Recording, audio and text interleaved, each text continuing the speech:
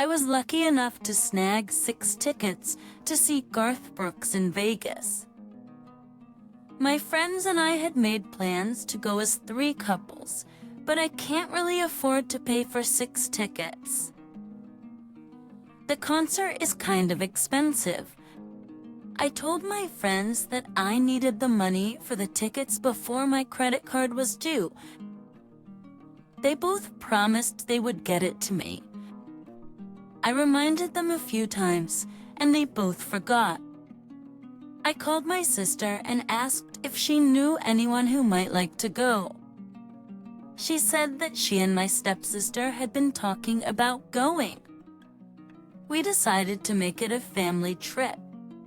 They paid me immediately, and I transferred the tickets to each of them. And last week, one of my friends saw that I posted on Facebook about going with my sisters. She asked why I was going twice. I told her I wasn't. I needed to pay my credit card bill, so I sold 4 of the tickets. They went ballistic. I don't have any credit card debt as I pay my bill in full every month. They both assumed I would be okay just paying the minimum monthly payment as they do. They expected me to save them the tickets, even though they didn't pay me. I told them both to check their text and see where I had agreed to do that. I sent them screenshots of where they agreed to pay me before my bill was due. They're angry because all the tickets left are either resale or expensive floor seats. I'm mad at them for trying to mess with my credit. They're mad at me because they've booked time off to go to the concert. Am I the idiot? I'm the idiot. The tickets were never theirs because they never bothered to pay for them or ask you if they could make other arrangements, which would only be acceptable if it was okay with you. If they can't remember to pay you before the concert, what odds would you have given them that they'd remember to pay you back afterward? Ding, ding, ding.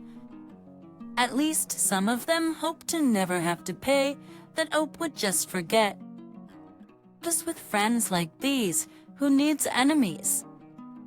I'm glad Ope went with people who are actually good company and respectful of other people's finances. Exactly. I will protect myself from enemies, but God saves me from my friends.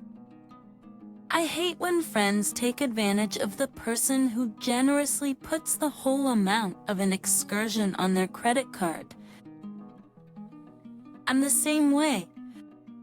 I pay it off in full every month, and I would not be okay with just paying the minimum and not the whole statement balance. Your friends are selfish and petty? That's so crazy. They expected you to front them for 4 tickets? Enjoy the concert? Wait. You dodged a bullet. Everyone's the idiot here. I do wonder, before you talk to your sister, did you tell your friends anything like, hey, I'm going to sell the tickets because you guys haven't paid your share? Lest you send me the money within the hour, the tickets are gone. Also, don't buy tickets for people who haven't already paid for them, or don't buy a large number of tickets that you don't know if you'll be able to sell. Avoid this type of situation, because if your sisters hadn't bought the tickets, you would have been out of the money. Find less entitled friends and ones who can read. So when a female nearly adult, was 5, my dad left my mom and me. Since then, I've seen him 3 to 4 times at family functions. Back from my family, I found out he got married and had other kids. I figured he wouldn't have been a good dad just because of the type of dad he's been to me my whole life. Yesterday was my great-grandma's 100th birthday, so we were doing a big party for her. A few days ago, I found out from my grandma that my dad's going to be there and more than likely with his kids. I was still going to go through because I've always been close to my great-grandma. About an hour after me being at this party, my dad, his wife, and their 2 kids walk in. First, the kids were toddlers and young grammar school age. I watched them off and on throughout the party. My dad was actually being a dad. He was playing with his kids and listening to them, and he even had cute nicknames for them. Then my dad approached me and said, "Hey, my name. How's you been?" It's been a while. I admit I was upset seeing my dad act like someone he never was to me and has never put in the effort. So I said I was okay. I then pointed over to his kids and said, "Congrats on being a dad this time." My dad got mad and said he was sorry, but he couldn't change the past. But he never even puts up an effort now to call or text me or wants to come visit me. I then had other family members tell me I needed to grow up and get over it and now be happy for my dad. So am I the idiot? Thought the idiot at over being abandoned by your father? But more than your dad, his family's the idiot. Clearly they've enabled him. They saw your dad be a complete deadbeat to one kid and an engaged dad to others. How doesn't that make them angry, unless something massive happened to change him on a fundamental level? It shows he was always capable of being an engaged parent, but chose not to be and continued with that choice. I think his reaction is quite telling. He can't change the past, as if Ope still isn't the child that he's abandoned and has never tried to make amends. Instead, he's coming over to soothe his own guilty conscience by engaging in awkward banter when moments before, his own kid that he abandoned gets to watch what other children get from her father. It's really cruel. And the fact that the family thinks it's okay that this man abandoned his daughter is messed up. If I were to give you advice, it would be to block the people telling you to get over it. They don't have your best interest at heart. If they cared, they would reprimand your father for not being a father to you, not you for having understandable grievances with his lack of involvement in your life. His responsibility is to fix it in the present and future. His deadbeat butt didn't even try. If anything, you were too nice. Should have given a lot of choice words to him. I, a 25-year-old female, have friends, a couple that moved a while back to another state because of college and decided to stay there, even after graduating. We keep contact via texting and video calls, but we've never seen each other face-to-face since they've moved. They decided to travel to the city I live in so we could spend time together. We had all chosen a lot of things to do in the 2 weeks they were supposed to spend here. The conflict is that I don't want them to stay at my apartment, like sleep there overnight while they're here. Still, they don't have family or other friends in this state or close by that they can stay with, which means they'd have to pay for a hotel. Just a day ago when they arrived, we were talking and I asked them which hotel they picked. They were confused and Anna, a 26-year-old female, asked what I meant. They thought they were going to stay at my apartment with me. We hadn't discussed where they would stay before they came here, and I assumed they knew they were going to stay at a hotel, since they never stayed at my home like that, and they know I don't let anyone stay over like that, not even my parents or my boyfriend.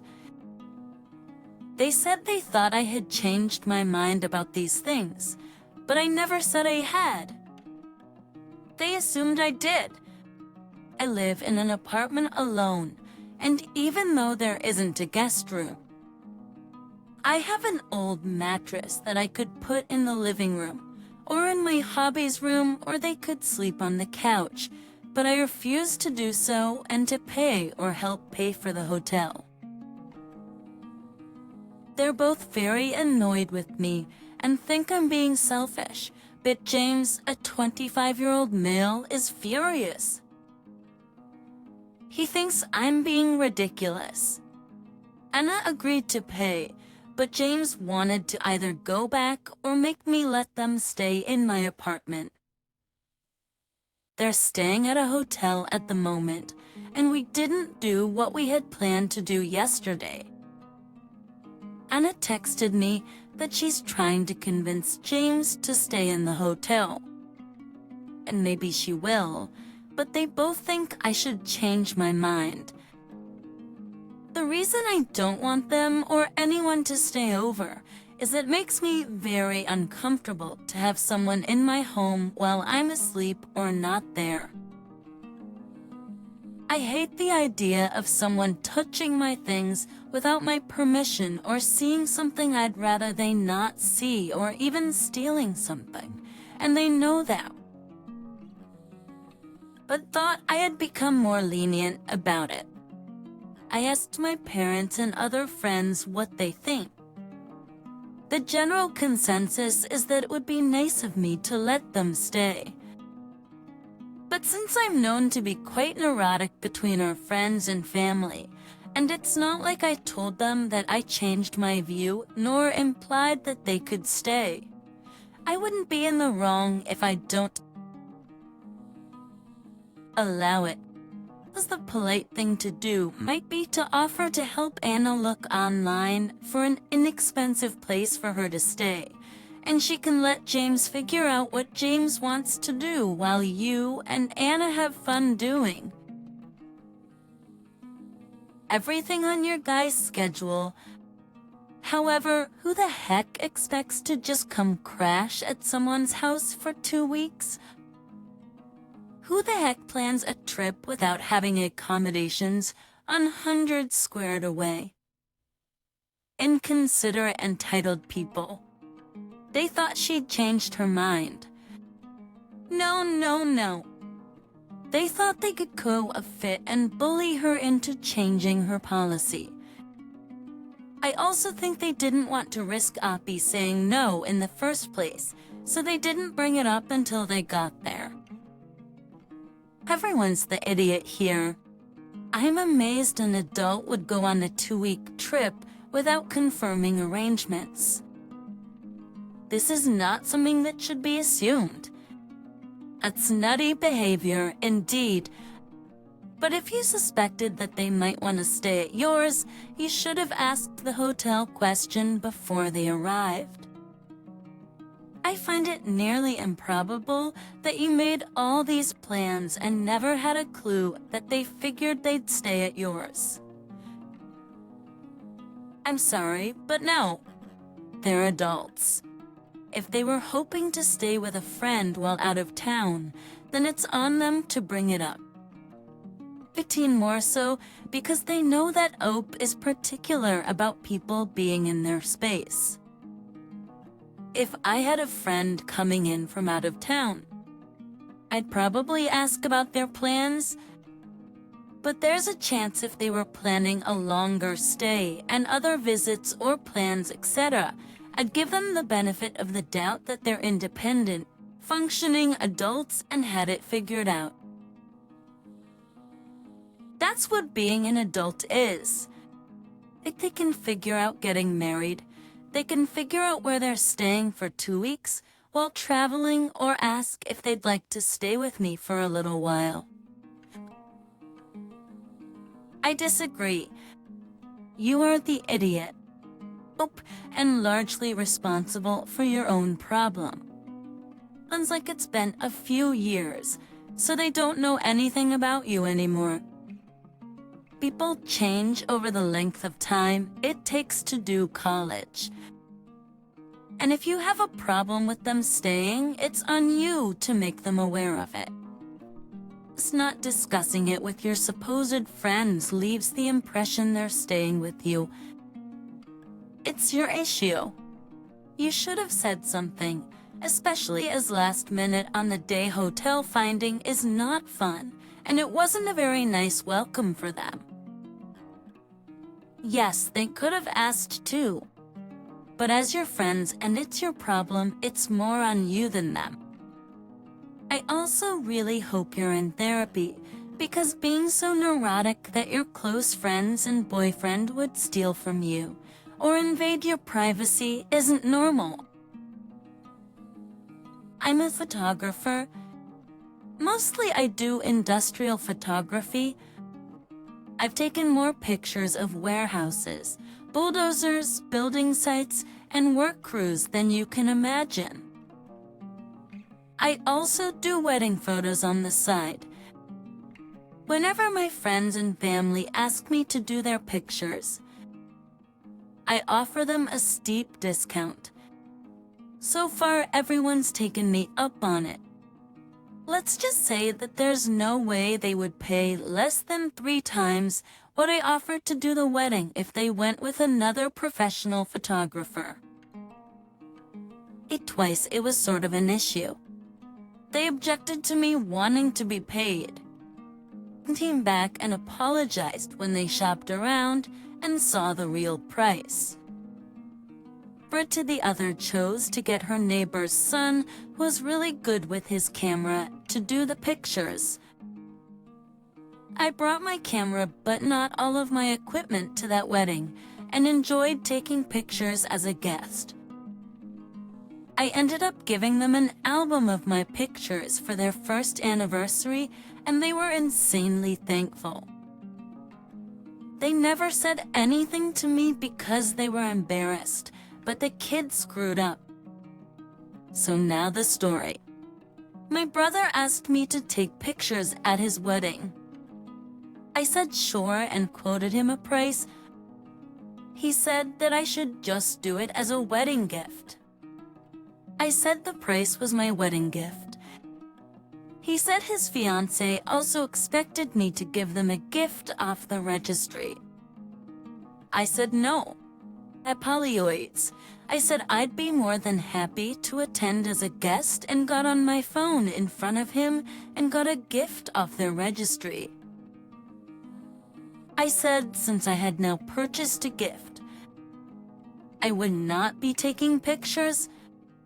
I'll probably still bring my camera because I like taking pictures.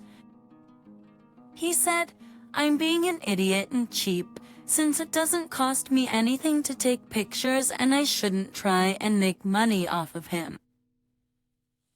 I told him that I needed my bathroom remodeled done, and I wanted it done at the cost of materials since he's a contractor, and it'll cost him nothing in labor if he does all the work himself. Our parents are staying out of it because they know I've always been paid for taking pictures.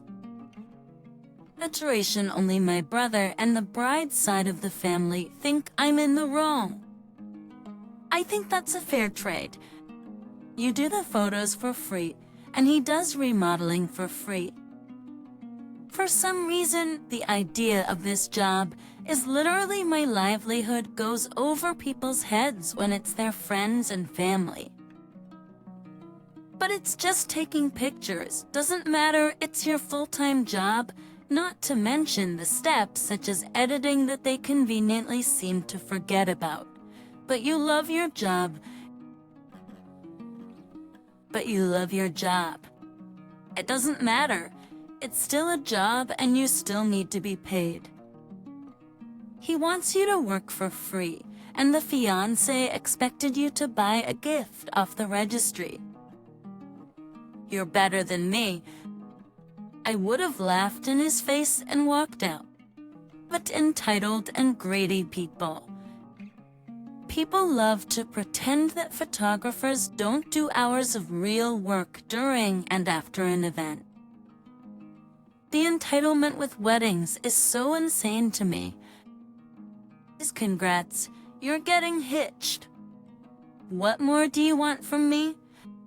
You offer them a steep discount on your normal rates as a gift. They chose not to accept. I wouldn't hire my sister to work my wedding.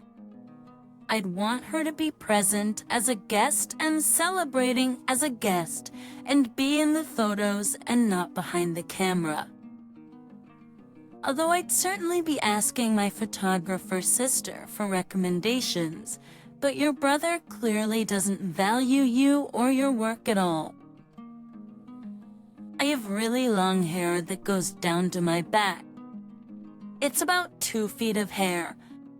It's always been a strong point of pride because I spend a lot of money maintaining and caring for my hair.